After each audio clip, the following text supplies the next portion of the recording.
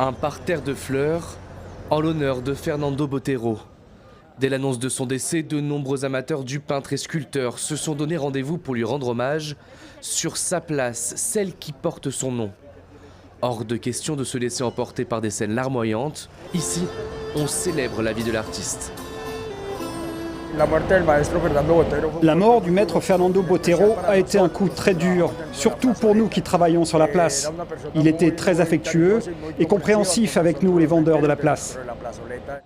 Connu pour ses personnages aux formes voluptueuses et ses représentations d'animaux, Fernando Botero laisse derrière lui des milliers d'œuvres d'art. Gigantesques, démesurées, hors du commun, autant de qualificatifs que les connaisseurs utilisent pour évoquer les créations de cet homme connu dans le monde entier.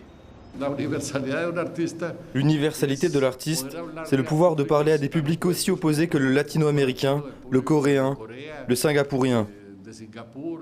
Dans mon travail, il y a des éléments que les tableaux doivent avoir, et ces éléments parlent aux gens, quelle que soit leur nationalité. Un artiste international qui n'aura jamais oublié ses origines.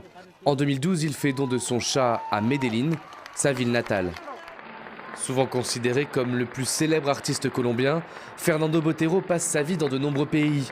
Les États-Unis, l'Italie, la France, le Mexique. Mais sa principale muse reste sa nation, la Colombie, notamment sa beauté et ses tournants politiques. Le contact avec le Mexique et son art m'a confirmé cette idée, que je devais m'inspirer de ma terre et de mes souvenirs pour développer mon travail artistique. Depuis quelques années, lui et sa femme vivaient à Monaco. La mort, il la craignait, mais il s'y préparait. Je dois dire que ces derniers temps, je pense souvent à la mort. C'est normal, quand on a 80 ans. J'ai de la peine à l'idée de quitter ce monde et de ne pas pouvoir travailler davantage, car je prends tellement de plaisir à travailler.